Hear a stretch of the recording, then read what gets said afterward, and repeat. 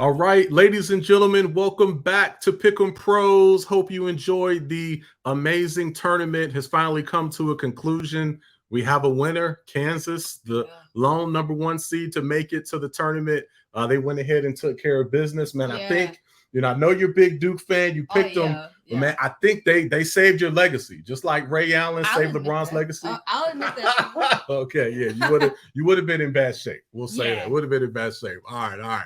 Okay, well, hey, I've got I think I'm a fairly decent dad, so I've got a surprise for you, man. I've got a fellow Duke friend. He goes to Duke right now. He is works with the paper for the school of Duke, the Chronicle. So we have Mr. Alex Jackson that we're bringing in to the show here. Friend of the show, Pick'em Pros. Alex, welcome. What's going on, guys? Thanks for having me on. Hey, pleasure to have you on. Yeah, so this is my main man, Alex. Man, we haven't even met him before, man. That's my man. Doesn't matter. We've exchanged text messages. We've spoken on the phone. See, it's not the quantity, it's the quality. And I feel the quality's been superb. And this is my main man. Yeah, we go way back to about a week ago. That's right. I love it. Well, thanks again, Alex, for joining us. Diego, I believe you had a question that you wanted to start off with for Alex. Oh yeah. I became a Duke fan from watching Zion, but I was wondering, how did you become a Duke fan? Yeah, so I became a Duke fan because my dad actually went here for law school. He went to Brown undergrad, and they don't really have many athletics there. So he really latched on to Duke and raised me as a Duke fan. My mom went to Michigan, so I was also a Michigan fan. But then when college application season came around, I ended up coming to Duke, and that really picked up as a Duke fan. Oh, nice.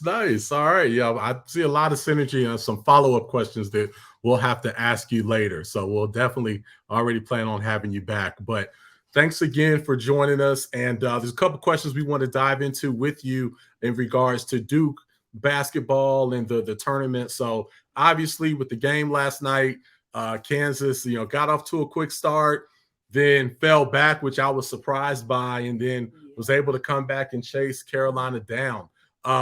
Hey, Alex, man, did Kansas win it, or did UNC lose it? I'll be honest with you guys. I couldn't bring myself to watch the first half of that game. I was still a little frustrated from the Final Four matchup, but I watched most of the second half once I saw that it got close again, and then I went back and rewatched some highlights of the first half. I'll say that game was all about Kansas. They were blowing it in the first half. UNC played great, but I just think Kansas was choking away the game. They went down huge. They allowed like a 22-4 run, I think. And then it was all of them in the second half again, just really coming back. They were a really strong team, especially on offense, and UNC just could not stop them. So I think it was Kansas that lost in the first half and then came back and won it in the second half. Yeah. They played tremendous in that second half. With the tournament, one of the beautiful things is we get to finally see a lot of the teams because there's just so many you can't watch them all. And I hadn't really had a chance to really see Kansas until this tournament. And by the time the Final Four came, I really felt that they were probably the best team left standing. And I started watching the game, and then I saw where it was going with Kansas and whatnot. And I admittedly then started catching up on power because I'm behind there. And I checked on my phone and I saw that it was they were down 15. I said, how did they get down 15? I just saw the start. What happened? Somebody get hurt? So totally, yeah. Largest comeback in a title game, man. I mean, wow, just super impressive by Kansas. They deserved it the whole way. Yeah, they did. All right. Well, another question for you. With this season, obviously it was the final year with Coach K. I'm happy that we got to give him his flowers, throughout the season and whatnot. But do you feel that just knowing that it was his last season, the players wanting to win it for him, do you feel like in the end it might have been a little too much pressure for the team? Yeah, this is something that we, the Chronicle, debated a lot before the season started, throughout the season. I think it really showed up in the second UNC game. Yes. when they obviously had a little bit of stage fright. Their normal offense did not show up at all.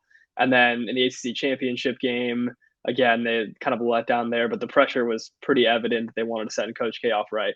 But I really didn't think it showed up in the NCAA tournament, and I was pretty proud of them for that because it clearly affected them before, and they kind of seemed to get over that because I was able to be at the Michigan State game, and I thought when they blew the lead, I was like, okay, this is the pressure coming for them again. And they really fought through that. And then from then on, it was just, they were just like the best version of themselves.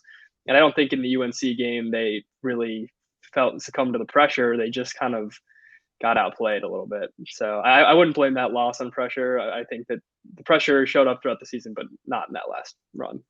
All right, all right. Yeah, that was an amazing comeback. They really showed a lot of clutchness and poise in that game against Michigan State. So yeah, great point there. Well, I know they did Coach K Prime. I mean, they won the regular season ACC, and then had another trip back to the Final Four. So yeah. Now, this is a side question. Do they hang a banner for Final Four appearances in Cameron? I know some. Yeah, I think they do. I think they do. Yeah. I keep meaning to look up and observe all those banners that are up there. There's so many of them. But the 5 national championship ones are very bright and shining, along with the Coach K most wins banner.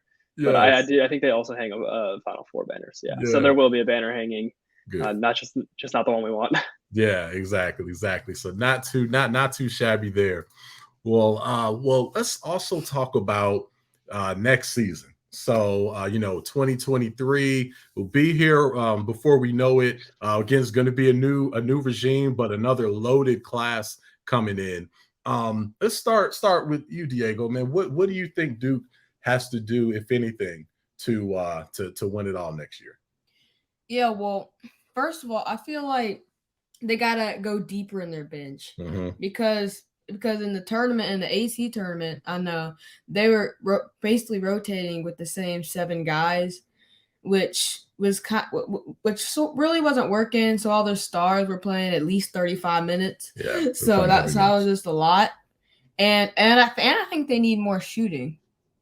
Yeah, definitely need more shooting because if they get down like they did to Carolina, they don't really have that 3-point shooting to just get them back in the game and get it rolling and make a 5-point deficit, a 10-point lead like they could do in past years.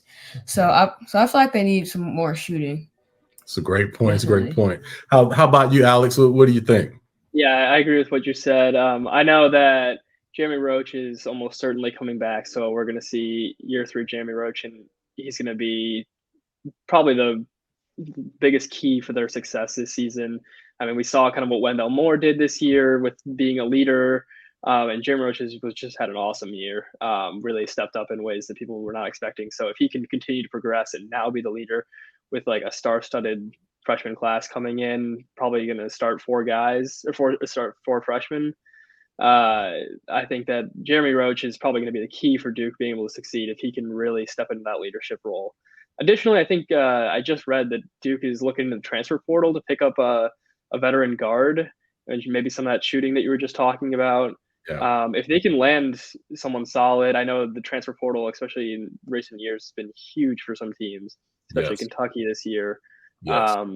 So if they can land a veteran guy alongside Jeremy Roach, who can kind of take some of the pressure off those freshmen, I think they could really see some success again next year. Yeah. I think you both make excellent points. So are you both picking? Let's see, Diego, start with you. Are you picking Duke next year, or are you picking? I think I saw in the way too early prediction that I think Arkansas is the early prediction. Yeah. You go in Arkansas, or are you going to be Homer Simpson? Well, I'm gonna be Homer Simpson. They got a good class coming in. Again, they got more shooting and some leadership with Roach, and I think Wendell Moore is actually coming back. I think he said he's coming back. Right. So I got Duke. They got a mix of leadership, shooting, and a great freshman class. So I got them. I don't know if I can buy into it just yet. I think that they do have a lot of the positional keys that they'll need for success, but it's all going to rely on how John Shire works as a coach for me and how he develops his staff. I know there's some shuffling happening right now with Nolan Smith leaving. So yeah, I'm not going to buy into them just yet. If I see how like maybe the beginning of the season goes with Shire, if he looks like the real deal, then yeah, I'm buying into them for sure. But right now they haven't won me over just yet. All right. See, he's definitely looking at the staff, looking at the numbers. He's not just picking Duke to pick Duke. I see. I really want to. Don't get me wrong. He wants to. Okay, I got you. All right. Well, yeah, looking at it, I was kind of happy to see Houston. I don't have any ties to Houston, but I admittedly have fallen in love with that team just over the years with their defense. I love how scrappy they are. And it looks like they'll have a little bit of offense next year to go along with that defense. So they'll probably be dangerous. Yeah, injuries really hurt them this year. So if they can stay out of that, they could be really good again. That's a good point. Yeah. Houston was number 2 in the way too early. Predictions. Yeah. So we'll see. We'll see. All right. Well, Alex from the Chronicle, Alex Jackson from the Chronicle at Duke. We appreciate having you on. We'll have to have you back when we can go way more in depth on Duke and other sports topics. But did you have one final question for Alex on the way out? I do. So, like me, like loving Duke as a team, I think I might want to go there one day if I get the opportunity. So for you, what is the best part of going to Duke? I want to say the basketball team, but honestly, it's the food. The food's so great here. Wow. Some of the top dining halls around campus, and if you get a chance to come on the campus, I definitely recommend eating at Woo. It's like everyone's favorite spot. Interesting. I would not have thought that. That's really cool, and we're definitely foodies. Yeah, we know about Durham and there. Yeah. So you're tugging at all of Diego's heartstrings here. So yeah. All right. Well, hey, pleasure having you, Alex. We'll have to have you back. Thank you so much for your time, and good luck with the rest of your school year. And I hope you have a great summer after that. Yeah. Thanks, guys. Thanks for having me on. All right. Thank you. All right, that's it from Pick'em Pros. We'll see y'all next time. Pros. All right.